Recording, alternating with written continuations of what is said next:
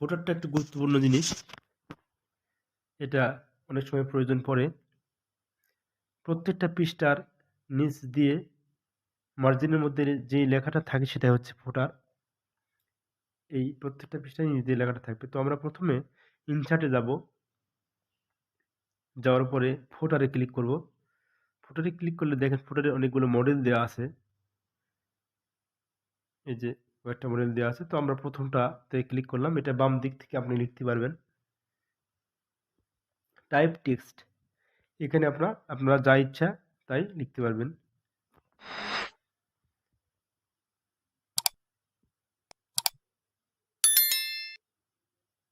আমি এখানে লিখলাম this document is about Bangladesh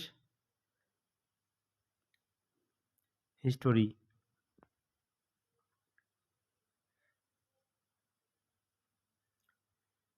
এরপর বাইরে দুটা ক্লিক করলাম, অথবা এই যে ক্লোজ হেডার অ্যান্ড ফুটার এখানে ক্লিক করলেও আপনি এডিট করতে পারেন। আমি ওটা কেটে দিলাম, দিলে দেখেন সবগুলো পৃষ্ঠায় একই লেখা আসছে, এই যে this document is about Bangladesh history. সবগুলো পৃষ্ঠাতে একই লেখা থাকবে, এটাই হচ্ছে ফুটার। মার্জিনের নিচ দিয়ে যে লেখাটা থাকবে সেটা হচ্ছে ফুটার, পৃষ্ঠার নিচে।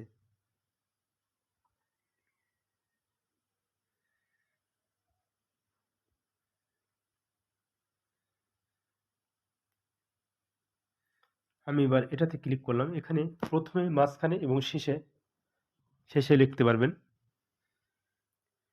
আমি কিছু লিখলাম এখানে, মাঝখানেও কিছু লিখলাম, ডান পাশেও কিছু লিখলাম। এই যে দেখেন সবগুলো পৃষ্ঠাতে এভাবে লেখা থাকবে, 3 জায়গাতে লেখা থাকবে, প্রথমে, মাঝখানে এবং শেষে।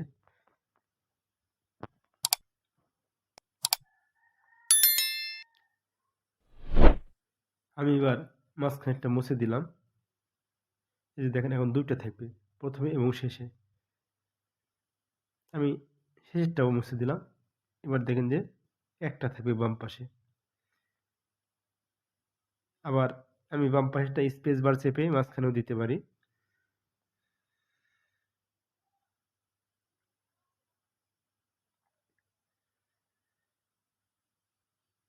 বাইরে ডবল ক্লিক করলাম, ক্লিক করলে দেখেন যে একটাই আছে মাঝখানে।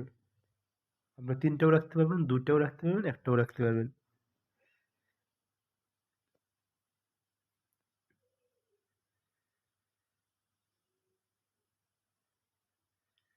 ইনসার্টে গেলাম, ফুটার। এবার আমি এই টান দেওয়া আছে, টানের নিচে লেখা, এখানে ক্লিক করলাম। টাইপ টেক্সট, এখানে যা ইচ্ছা তাই লিখতে পারবেন।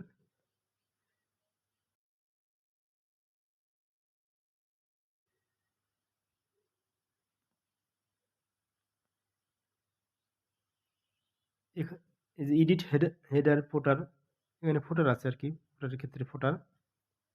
তো আমি এখানে এডিট করে, এখানে ক্লিক করেও এডিট করতে পারবো, অথবা 2টা ক্লিক করলেই এডিট হবে আর কি, এই মার্জিনের মাঝখানে নিচে। এবার রিমুভ ফুটার করলে ফুটার চলে যাবে।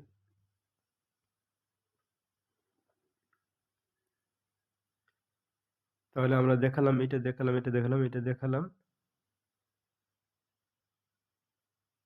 ফুটার রিমুভ করাও দেখালাম। এভাবে আপনি ফুটারের বিভিন্ন কাজ করতে পারবেন।